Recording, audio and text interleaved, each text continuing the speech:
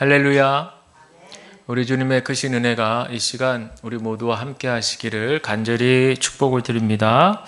오늘 사도행전 13번째 시간인데요. 우리 안에 진정한 영적인 회복과 부흥이 있기를 간절히 기도하는 마음으로 우리 전우자와 바라보시면서 성령 충만하길 바랍니다. 우리 인사할까요? 성령 충만하길 바랍니다. 아멘. 성령 충만하길 바랍니다. 감사합니다. 오늘 사도행전 7장에 있는 내용 일부를 우리가 봉독했는데, 사도행전 7장은 아시는 대로 초대교회의 신실한 일꾼이죠. 스데반 집사님에 관한 또 그의 최후에 대한 모습들 자세하게 그렇게 묘사가 되어 있습니다. 특별히 이 7장 전반부부터 계속 이어지는 것은 스데반이 그 유대인들을 향해서 하나님께서 그들을 택하시고 그 선조들에게 약속하시고 또 복 주시기를 원하시는 그 모든 하나님의 말씀들을 아주 찬찬하게 그렇게 설명을 하고 있는 그런 대목이죠. 그래서 읽다 보면은 그 구약 성경의 앞에 부분에 나오는 그 인물들에 대해서 쭉 간략간략하게 이렇게 소개가 되어 있다는 것을 알게 됩니다. 그러는 가운데 이제 제가 설교를 준비하면서 양이 많기 때문에 이 부분을 이제 어떻게 할까 그렇게 생각하다가요. 그 중에서 이제 쭉 읽어 내려가다가 이 모세에 해당하는 부분이 특별히 좀 마음에 제가 이렇게 와닿는 부분이 있어서 그래서 이 부분만 조금 오늘은 특화해서 그래서 무엇을 믿을까 이런 제목으로 이 시간에 좀 말씀을 나누려고 합니다. 모세는 여러분들 많이 이제 신앙생활하면서 많이 들어보신 그런 인물이잖아요. 모세가 총 120년의 인생을 살았는데 우리가 잘 알듯이 그의 인생을 3단계로 그렇게 나눌 수가 있어요. 출생부터 40세, 또 그 이후에 80세까지, 또 그 이후에 120세까지 이렇게 이제 3단계로 나눌 수가 있어요. 근데 그때마다 이제 특징적인 것이 있죠. 그래서 출생부터 40세까지는 그가 이스라엘 백성인데도 불구하고 이제 애굽이죠. 이집트의 그 왕궁에서 그렇게 자라게 됩니다. 그리고 이제 그 이후에는 미디안 광야에서 또 광야의 나그네로서의 삶을 살고, 그리고는 그 이후에는 하나님께서 거룩한 백성들을 인도하는 그런 지도자, 영도자로 택함을 받고 세움받아서 이제 거친 그런 광야의 삶 끝에 가나안 앞에까지 다다르는 그의 아주 기구한 아주 파란만장한 그런 120년의 인생을 우리가 성경을 통해서 기억하고 있습니다. 우리가 창세기 끝에 보면 이제 하나님께서 아브라함부터 쭉 부르셔서 이제 요셉까지, 그래서 이제 그 아버지 이제 야곱과 그 형들이죠. 그 형제들이 이제 요셉이 애굽의 이제 총리가 되어서 거기서 이제 아주 그냥 역사적인 그런 해후 만남을 겪고, 그런 다음에 이제 흉년이 들어서 이제 이 이집트로 내려가게 되는 거죠. 근데 이제 이렇게 내려갈 때만 해도 그 식솔들이 그저 한 70여 명 정도 이렇게 성경은 기록하고 있는데, 하나님께서 복을 주시고 또 약속을 하셨잖아요. 자손이 번성할 것이다. 그러더니 이제 이 시대 모세가 이제 출생할 즈음이 되다 보니까 그 이스라엘 백성들의 권속들의 수가 엄청나게 늘어난 거예요. 번성한 거죠. 하나님께서 약속하시고 말씀하신 대로 자녀의 번성의 복을 허락하여 주신 거예요. 근데 이제 이 당시 이집트의 왕이 가만히 분위기를 보아하니까 이거 이스라엘 백성들 유대인들 가만히 놔뒀다가는 점점점 자신의 자리를 위협할 것 같은 위기의식을 이제 느꼈던 것 같아요. 그래서 그때 전국적으로 이제 명을 내리기를 이제 앞으로 출생하는 사내아이, 2살 미만의 사내아이는 다 어떻게 하라는 거예요? 죽이라는 거예요. 죽이라. 이게 바로 모세가 출생할 때쯤에 그런 어떤 출생 배경이다, 이렇게 볼 수 있습니다. 참 기구한 인생이죠. 모세 딱 세상 빛을 보고 태어났는데 태어나자마자 자기는 죽어야 되는 그런 운명 아닌 운명에 그렇게 놓여 있는 것이죠. 그러니 이 어머니, 요게벳이라고 하는 이 어머니죠. 이 어머니가 자기가 배 아파서 난 아들인데 자기 손으로 어떻게 아들을 죽이겠어요. 그러니까 숨기는 거죠. 석 달 동안을 숨겨서 그렇게 그냥 애 울음소리도 밖으로 새어나가지 않도록 어떤 방법을 취했을지 상상을 해보면 아주 그냥 조마조마 그렇게 불안불안하면서 아마 아이를 석 달 동안 키웠을 것 같아요. 그런데 아이가 어미젖을 먹고 밤에 잠도 잘 자고 배변 활동도 잘하고 하면 어떻게 되겠어요? 아이가 잘 자라는 거죠. 잘 자라는 거예요. 그러니까 이제는 더 이상 숨길래야 숨길 수가 없어요. 이제는 어미 품에서 그 안에 쏙 들어갔었는데 이제는 석 달쯤 지나고 이제 100일쯤 된다고 생각해 보세요. 100일쯤 되면은 요즘 애들은 빨라가지고요. 100일째 돼도 뭐 이제는 고개도 뭐 가는다 뭐 이런 얘기도 하는데 어쨌든 100일쯤 되면 이제 이렇게 되는 거잖아요. 이게 팔에 이렇게 안길 수 있는 정도가 되는 건데 그러니까 이제 더 이상은 어미가 숨길 수가 없는 그런 상황이 되었습니다. 그게 참 이렇게 사내 아이 2살 미만의 사내 아이는 다 죽여야 되는 그런 절대 위기의 현실 앞에서 이 어머니 요게벳의 마음은 참으로 괴로웠을 거다. 저는 이제 그런 생각이 드는데 여기에 대한 설명 가운데 출애굽기 2장 2절에 보면 이 단어가 눈에 띄는 것이 하도 잘생겨서 이 말이 나와요. 하도 잘생겨서. 이건 이제 얼핏 보면 우리가 얼마나 잘생겼길래 저래 이렇게 생각할 수 있지만 사실은 그런 뜻 우리가 지금 이해하고 있는 하도 잘생겨서 얼굴이 잘생겨서 이런 뜻이라기보다는 뭔가 이 아이 출생한 이 아이를 딱 보는 순간요 뭔가 특별함을 느꼈다는 거예요. 특별함. 성서학자들은 이제 그렇게 주석하고 있어요. 뭔가 특별함을 느꼈다. 뭔가 이렇게 그 직감이죠. 딱 뭔가 느껴진 거예요. 이 아이는 뭔가 평범한 아이들과는 좀 다르다. 이걸 느꼈던 거예요. 그러니까 아마 더욱더 정성을 다해서 혹시 모를 일에 대비해서 아이를 숨기면서 그렇게 잘 키웠는데 이제 석 달 이후에 도저히 아이를 숨길 수 없어서 어떤 지혜를 발휘합니까? 갈대 상자에다가 이 아이를 탁 놓고 말이죠. 한번 상상의 나래를 펴보세요. 내가 난 배 아파서 난 내 사랑스러운 아들을 갈대 상자에다가 놓고 이제 떠나보낼 준비를 한다고 생각해 보세요.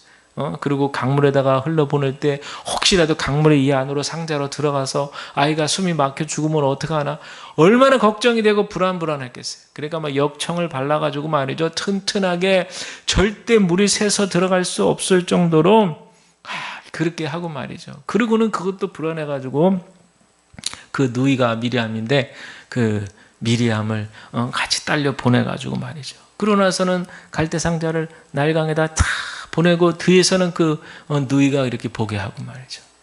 그랬는데 어떻게 됩니까? 어느 누군가가 발견하게 되는데 하필 그 인물이 누구예요? 바로의 공주인 거죠. 이집트의 왕궁의 공주가 산책 나왔다가 이 아이를 발견하는데 출애굽기 2장 6절에서 뭐라고 표현하냐면 불쌍히 여겼다 이렇게 얘기합니다. 불쌍히 여겼다. 한번 생각해 보세요. 분명히 우리 아버지가 사내아이 2살 미만의 사내아이 다 죽여라 이렇게 벌써 명령을 받았으니 이 공주도 당연히 그게 머릿속에 딱 인식이 되어 있을 텐데 마침 강물을 지나가는데 보니까 옹앙옹앙 애기 소리가 들리지 않겠어요? 저건 죽여야 될 대상이야. 기계적으로 아마 입력이 된 게 생각이 났을 거예요. 그런데 불쌍히 여겼다. 이 말은 하나님께서 이 공주의 마음을 만지셨다고 밖에 볼 수가 없는 거예요. 그렇지 않고는 이 아버지의 이 살인 명령 이것을 의식하고 있는 상황에서 불쌍한 마음을 가질 수가 없는 것이죠. 그러나 하나님께서는 이 어린 모세, 이 아기 모세에 대한 하나님의 큰 계획하심이 있었기 때문에 이 공주의 마음을 더 크도록 불쌍한 마음을 더 갖도록 그렇게 하신 겁니다. 때때로 여러분 우리가 하나님이 이해되지 않을 때가 있어요. 아니 이렇게 위험천만한 상황을 꼭 열어두시고 모세를 꼭 이렇게 드라마틱하게 살리셔야 했을까? 정말 애간장이 타게 하시고 말이죠. 막 쫄깃쫄깃 요즘 애들 말로 표현하면 심장이 막 쫄깃쫄깃해지는 이제 그런 상황인데 이왕 살리실 거면 이렇게 위험천만한 상황 쓰지 마시고 그냥 하나님의 능력으로다가 말이죠. 안전하게 그렇게 살릴 수도 있는데 왜 굳이 이렇게까지 위기를 맞게끔 하셨을까? 우리가 신앙생활 하면서 여러 가지로 궁금한 부분들이 바로 하나님께서 허락하신 이런 자유의지에 관한 문제입니다. 하나님은 우리에게 자유의지를 허락하시는 거예요. 그래서 결국 그 자유의지 때문에 아담과 하와는 선악과를 따먹고 그래서 죄악을 우리가 입게 되었지만 하나님은 이 자유의지를 하나님께서는 허락하셨을 뿐만 아니라 존중하시는 거예요. 그러니까 때로는 이 자유로운 의지 때문에 우리가 선을 선택할 수도 있지만 또 한편으로는 뭐를 선택해요? 죄악을 선택할 수도 있거든요. 그런데 그럴 때에도 우리가 유혹이라든지 또 우리의 악한 본성 때문에 죄악을 선택했을지라도 하나님은 강제적으로 그것을 어떻게 해요? 막지 않으신다는 거예요. 다만 여러 경로들을 통하여 죄를 선택하지 않도록 도울 수는 있으세요. 또 마음에 찔림을 주시기도 하고 또 주변 사람들을 통해서 신뢰받을 수 있는 사람들을 통해서 계속 자극을 받을 수 있고 그렇게 해서 옆에서 도울 수는 있지만 결국 선택은 누가 하게 하시는 거예요? 우리 자신이 하도록 맡기시는 것이 그것이 바로 하나님의 성품이에요. 우리가 이것을 잘 알아야 됩니다. 그러니까 우리가 하나님 잘 믿으려면 알아서 잘해야 돼요. 알아서 잘해야 돼. 물론 강제적으로 때때로 강제적으로 어떤 고난이 찾아와서도 우리의 마음을 변화시키시기도 하지만 이렇게 평상시 같은 삶 가운데에선 우리가 들려주신 하나님 말씀에 의지해서 우리의 마음을 잘 하나님께로 향할 수 있도록 또 선한 선택을 할 수 있도록 그렇게 우리의 마음 가운데 하나님의 뜻이 가득 담겨져 있어야 되리라. 그렇게 저는 생각이 듭니다. 그래서 여러분들 우리 기독교 신앙이라고 하는 것이요 단순히 그냥 이렇게 머릿속으로만 지적으로만 그렇게 이해하고 예수님 믿습니다. 예수께서 나의 구주가 되신 것을 믿습니다. 이렇게 동의하는 정도가 전부가 아닙니다. 우리의 작은 머릿속으로 이 우주를 창조하신 하나님을 꾸겨 넣으려고 한 것 자체가 잘못된 생각이에요. 그저 이해가 되지 않을 때가 있어요. 때때로 신앙생활하는 가운데 이해할 수 없는 일이 생길 수도 있어요. 그럴 때에도 불구하고 바랄 수 없는 중에도 바랄 수 있는 희망. 믿음은 바라는 것들의 실상이요 보이지 않는 것들의 증거라고 했는데 내가 지금 이해할 수 없는 상황 속에 있지만 여전히 살아계셔서 우리 인생을 주관하고 계시는 그 하나님을 믿고 의지하고 그리고 더 나아가서 그분의 모든 주권적 계획에 우리의 인생을 우리 전인격을 내어 맡기고 그리고 이것도 더 나아가서 그분이 하시는 말씀에 내가 순종하겠다고 결단하면서 그러면서 하루하루의 삶 가운데 지속적으로 그 열매를 맺기 위해서 애쓰고 또 실현해 나가는 그런 삶 이게 바로 우리 기독교 신앙인 줄로 믿습니다. 근데 우리가 왜 우리의 삶 가운데 그런 말씀의 열매를 거두지 못하는가? 왜 우리가 그 말씀에 순종하지 못하는가? 믿지 못해서 그런 거예요. 믿지 못해서. 또 내 고집이 세서 그런 거예요. 이 두 가지 문제, 믿음의 문제, 고집의 문제, 이 두 가지 문제를 우리가 십자가에서 죄와 사망의 권세를 이기시고 부활하신 우리 예수님께로 반드시 해결함 받아야 될 줄로 믿습니다. 모세의 어머니 요기벳이 이제 점점점 어린 모세가 커가면서 숨길 수 없게 되었을 때 강물에다가 이 어린아이를 그렇게 던져야 됐던 그 상황 갈대 상자에 넣어서 강물에 던졌을 때 그때 그 심정이 어땠을까? 이거는요 하나님께 온전히 맡기지 못하면 이건 제정신으로 그렇게 할 수가 없는 일이에요. 그렇지 않겠어요? 똑같은 예는 아니지만 저희 큰아이 중학교 3학년 때 우리 기장군에서 미국 한 달 보내는 그런 연수 프로그램이 있어서 우리 아이가 이제 거기에 돼서 다녀오는 그런 일이 있었잖아요. 와, 우리 가족 중에서 처음으로 미국에 가는 아이가 우리 큰아이가 된 거예요. 그것도 한 달 동안이나 중학교 3학년 때 우리 부모의 품에서 한 번도 떠나져 본 적이 없는 아이를 그것도 여자아이를 한 달 동안 그렇게 보내야 된다. 여러 가지로 생각해 봤을 때 인간적으로 생각하면 얼마나 불안하겠어요. 물론 뭐 단체로 가고 다 거기 지도자 인솔자가 있고 또 가서는 또 다 그 홈스테이 하면서 뭐 기거하고 또 일정이 다 있고 뭐 이런 걸 다 우리가 이제 듣고 알고 그리고 있지만 또 연락도 늘 할 수 있고 뭐 이런 상황이지만 그래도 이게 생각하기에 따라서는 걱정이 되고 염려가 되고 불안해질 수밖에 없는 것이죠. 그러나 하나님께서 이 아이를 책임져 주실 것이다. 그런 마음이 제 안에 들더라고요. 하나님께서 인도하신 이 계획이다. 하나님의 계획 가운데 이루어진 일이다. 어떤 그런 확신과 믿음이 생기니까 기쁜 마음으로 감사한 마음으로 그러면서 나중에 혹시 유학이라도 가게 되면 그렇게 외국도 가야 되고 하는데 그런 마음이 들면서 그렇게 기꺼이 보내줄 수 있게 된 것. 이 또한 믿음이 있었기 때문인 줄로 그렇게 생각합니다. 여러분, 우리 하나님은요, 너무 크신 분이에요.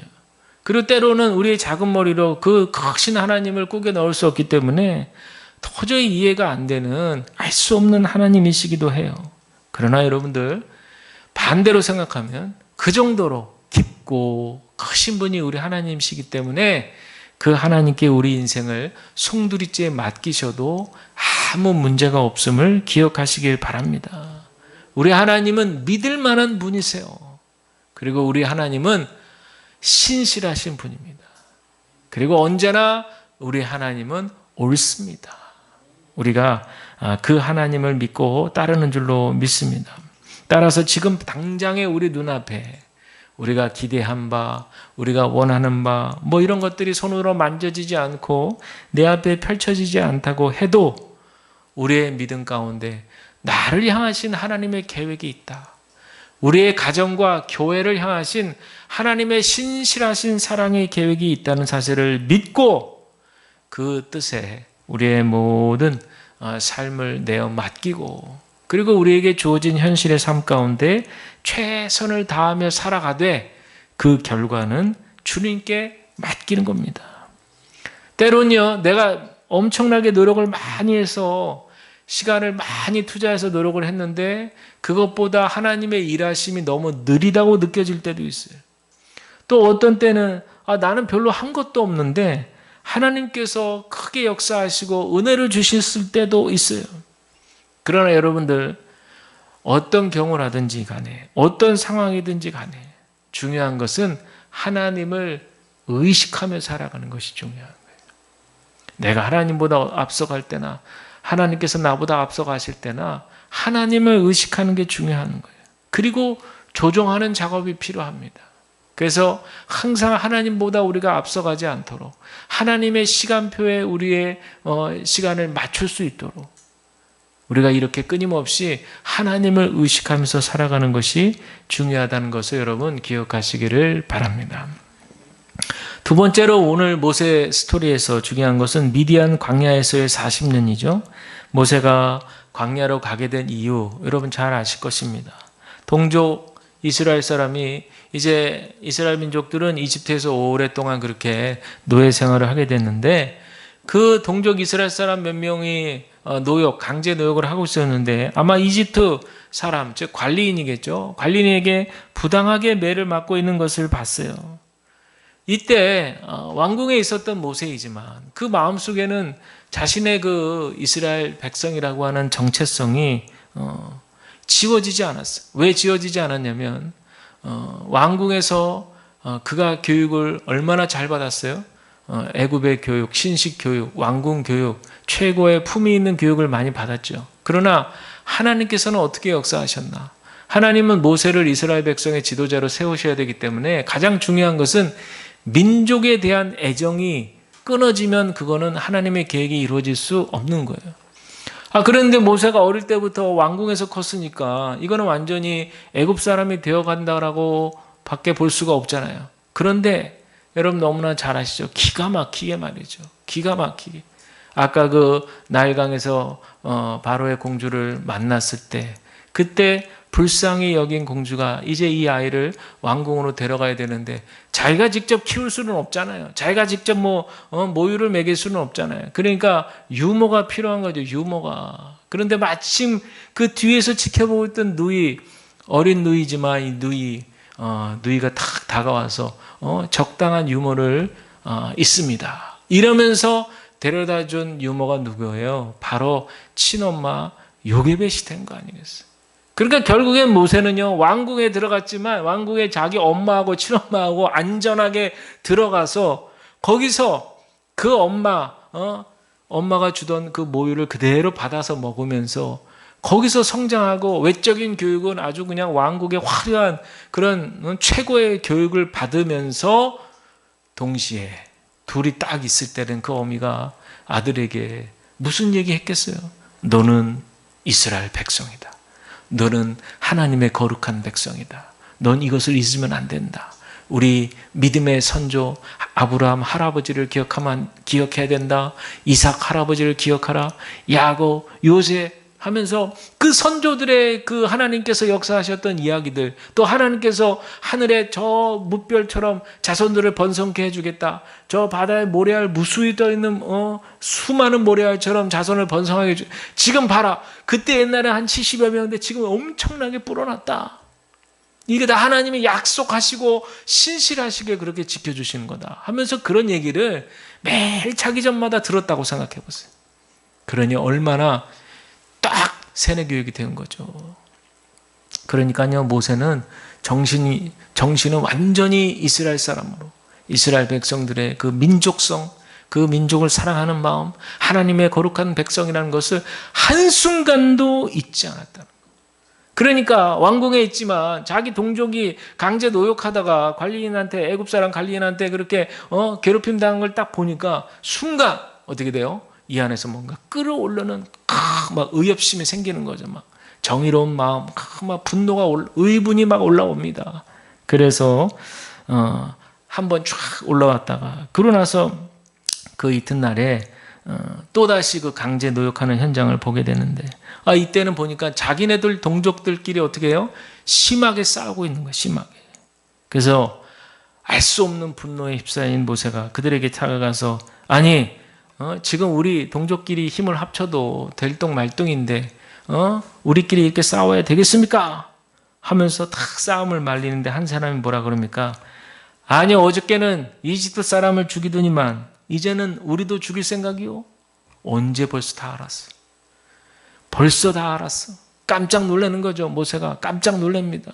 그래서 그 일을 계기로 해서 어떻게 됩니까? 이제 광야로, 미디안 광야로 도망을 가게 된다라고 하는 겁니다. 모세가 40년까지 그렇게 안락하고 편안한 그런 왕궁 생활에서 왜 하나님은 있게 하셨는가? 다 이유가 있는 거예요. 그곳에서 정말 모세가 지도자로서의 그런 역량을 키우기 위해서 그곳에서 마음껏 훈련받고 교육받고 배우고 사람들을 보게 하고 만나게 하고 하면서 경험하게 하게 하면서 최고의 교육, 최고의 생활을 유지하게 했던 것이죠. 그러나 또 한편으로는 앞서 그 어머니의 그 신앙 교육, 또 민족에 대한 그런 교육, 하나님의 신실하심에 대한 교육, 이런 것들을 통해서 그 모세의 마음 가운데 불꽃처럼 피어오르는 그런 민족 사랑을 갖도록 그렇게 하셨다는 것. 그래서 모세의 마음 가운데는요, 빚진 마음이 있었어요. 빚진 마음. 내가 이렇게 몸은 왕궁에 있지만 마음은 항상 그 동족에게 가 있었던 거예요.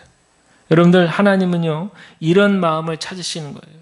어떤 마음이냐면 자기가 지금 처한 그런 어떤 환경을 특권이라고 생각하지 않고 그저 이것은 나에게 주신, 하나님이 주신 선물이다. 덤으로 얻게 된 선물이다. 이렇게 생각을 하고, 그리고는 나보다 조금 어렵고 나보다 못한 환경에 있는 어떤 그 분들을 스스럼 없이 섬길 수 있는, 바로 예수님과 같이 하늘의 영광스러운 보좌를 버리고 낮고 천한 이 땅에 오셨을 때 그 낮추시고 겸손하신 그 마음을 하나님께서는 인도하시고 그 마음을 원하신다는 거예요.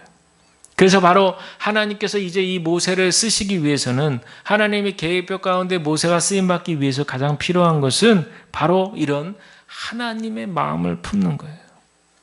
상관하지 않아도 되죠. 솔직히 여러분 생각해 보세요. 아무리 마음속에서 막 의분이 올라와도 난 뭐 그냥 한번 눈 질끈 감고 모른 척해도 문제될 게 없어요. 나는 지금 왕궁에 있는데 굳이 저 밖에 저렇게 노역 현장에서 지네들끼리 치고받고 싸우는데 뭐 그거 가지고 뭐 가서 관여하거나 뭐 그럴 일이 없던 거예요. 그러나 하나님께서는 그 모세의 마음 가운데 정말 그 동족을 사랑하고 긍휼히 여길 수 있는 그 마음을 주셔서 결국에는 미디안 광야로 갈 수밖에 없는 어떤 그런 삶을 이끌어 가신 거죠. 그러면 미디안 광야는 어떤 곳이에요? 왕궁과 광야는 어떤 곳이에요? 하늘과 땅이잖아요. 광야는 먹을 것도 없고 낮에는 엄청 덥고 밤에는 엄청 춥고 잘 때도 기거할 때도 변변치 않고 진짜 그야말로 일교차가 중동의 그 광야 같은 곳에 가면은 뭐 낮에는 막 영상 4, 50도잖아요. 그리고 밤에는 막 영하 2, 30도. 그러니까 일교차가 막 6, 70도 이상 나잖아요. 그러니까 사람이 신체적으로 그런 환경이 되면은 이게 정말 견뎌내기가 쉽지 않은 거잖아요. 그런데 그런 곳에 모세를 있게 했다. 이거는 하루하루 하나님을 의지하지 않으면은 그냥 죽는 거나 마찬가지예요. 죽는 거나 마찬가지. 그리고 모든 자기의 둘러싸였던 외적으로 둘러싸고 있었던 화려한 명성과 왕궁 이런 것들 다 그냥 다 떨어져 나가고 말이죠. 편안했던 삶, 안락했던 생활 다 떨어져 나가고 그냥 하나님 앞에 마치 벌거벗은 몸으로 하나님을 만나는 그런 삶을 모세가 겪게 하신 거예요. 그곳에서 어떻게 됐겠습니까? 모세가 강하게 훈련받는 거죠. 모세가 거기서 강인한 체력, 강인한 정신력. 그래서 여러분, 우리도 편안할 때는 하나님을 잘 못 찾아요. 우리가 솔직히 인정해야 돼요. 우리가 생활이 편안하고 걱정이 없어지고, 여기서 말하는 걱정은 눈에 보이는 걱정이 없어지고 말이죠. 현실의 그런 염려가 적어지고 사라지고 이러면 하나님 잘 안 찾습니다. 그래서 많은 전문가들이 얘기하는 것이 왜 우리 한국교회가 예전에 70년대, 80년대보다 지금이 왜 더 그때 말하지 못하느냐, 여러 이유가 있지만 그 중에 하나가 그때는 못 살았단 말이에요. 그때는 부족함이 많았단 말이에요. 지금은 살만하단 말이에요. 옛날에는 못 먹는 분들이 많았는데 지금은 그래도 하루 세 끼 어떻게든 다 배 골지 않고 산다는 거예요. 그러니까 배 따뜻하시고 또 기거할 때 있으니까 등도 뜨뜻하고 말이죠. 그러니까 사람 마음이라는 게 하나님을 안 찾는다는 거예요. 저는 이 이야기에 적극적으로 동의를 합니다. 모세도 이런 상황 속에서 정말 간절하게 하나님을 찾고 부르짖는 그런 하나님께서 훈련시키시는 그런 이 광야의 삶을 통해서 모세를 강인하게 아주 그냥 거친 야생마에서 훈련받은 단단한 명마로 그렇게 모세를 변화시켜 주신 거예요. 저는 우리에게도 하나님께서 이런 뜻이 분명히 있다고 저는 믿습니다. 우리로 하여금 다른 데 한눈 팔지 않게 하시고 온전히 하나님만을 바라볼 수 있도록 우리의 마음을 더욱더 강건하게 붙드시는 역사가 있는 줄로 믿습니다. 그리고 이제 마지막으로 모세가 중요한 사건이 있죠. 불꽃나무, 떨기나무, 불꽃 사이에서 하나님이 모세를 부르는 장면입니다. 저도 이제 그 지역에 가봤지만 거기는 다 돌산들이 많아요. 돌산들이. 돌산 사이사이에 그저 그냥 나무 조금 삐죽하게 나와 있고 그저 잎사귀도 그렇게 뭐 풍성하지 않아요. 우리처럼 막 이렇게 나무들이 푸르르고 말이죠. 이런 나라가 없어요. 거기 가면 다 돌산 사이에 그냥 삐삐삐 나온 그 정도인데 떨기나무도 사실 그렇게 뭐 큰 나무도 아니거든요. 그러니까 거기서 이렇게 있다 보면 중동의 낮에 태양빛이 엄청 따가우니까 우리도 옛날에 왜 돋보기로 이렇게 태양빛 맞춰가지고 불을 피우는 것처럼 간혹 가다가 이렇게 연기가 푹 나기도 해요. 나무에서. 그러면 그렇게 연기가 푹 나도 그냥 좀 지나면 또 사그러들고 하는 정도지. 근데 지금 상황은 뭐예요? 불꽃이 폈는데 안 꺼지는 거지. 그 상황에서 그런 배경적인 상황에서 안 꺼지는 겁니다. 그러니까 모세가 그 앞으로 신기해서 터덕터덕 다가가죠. 그럴 때 하나님께서 말씀하시는지, 하나님께서 네 발의 신을 벗으라. 네가 서 있는 곳은 거룩한 땅이다. 이렇게 얘기합니다. 언뜻 보면 이해가 잘 안 되죠. 거룩한 땅이라니 그냥 다 많은 사람들이 지나다니는 그런 흔히 볼 수 있는 그런 땅인데, 별 차이 없는 땅인데, 그저 흙과 돌과 이런 모래들이 그냥 널려 있는 그런 땅인데, 그곳이 거룩하다는 거예요. 그 이유는 무엇이에요? 바로 하나님이 그곳에 함께 하시기 때문에 그런 거예요. 하나님이 그곳에 함께 하시기 때문에 거룩하다는 얘기죠. 그리고 신발을 벗으라는 얘기는 뭘까요? 사실 그때 복장을 한번 상상해 보시면, 중동은 항상 머리에 또 수건 같은 거를 두르잖아요. 그리고 손에는 이제 광야를 가게 되면 항상 이제 지팡이가 필요하고 말이죠. 허리에는 또 갑자기 공격받을 수 있기 때문에 짐승 쫓을 때 사용하는 그런 막대기, 호신용 막대기도 차고 있는데, 그런 것들은 다 얘기하지 않으시고 오직 신발을 벗으라 그랬어요. 그러니까 여러분들, 이것도 의미가 있는 것이, 우리의 의복이나 장신구 가운데 신발은 특별한 의미가 있는 것이요. 신발이 그저 물리적으로는 그냥 우리 양 발을 감싸고 있는 것 같아 보이지만, 상징적으로 보면 우리 존재 전체를 다 보듬고 있는 거예요. 그래서 우리 존재 전체라는 것을 상징하는 이유가, 보면은 세상 떠난 사람들이 보면 어떻게 해요? 신발 2개를 이렇게 다 가지런히 놓잖아요. 이런 의미가 있는 거예요. 그게 뭐냐? 자신의 존재 전체를 잘 감싸고 있는 것이 바로 신발이라고 하는 그런 얘기죠. 중동에서는 샌들을 주로 신는데, 거기는 항상 모래바람이 있고 흙이 많으니까 항상 발이 더럽잖아요. 그러니까 어느 집에 방문했을 때 그 손님을 맞는 최고의 대우는 뭐예요? 그 문 앞에 물 항아리 있는 곳에서 이제 그 신을 벗게 하고 거기서 발을 깨끗하게 그렇게 씻겨주는 거. 이게 바로 그 지역의 문화거든요. 그게 바로 손님을 극진하게 대접하고 대우하는 일입니다.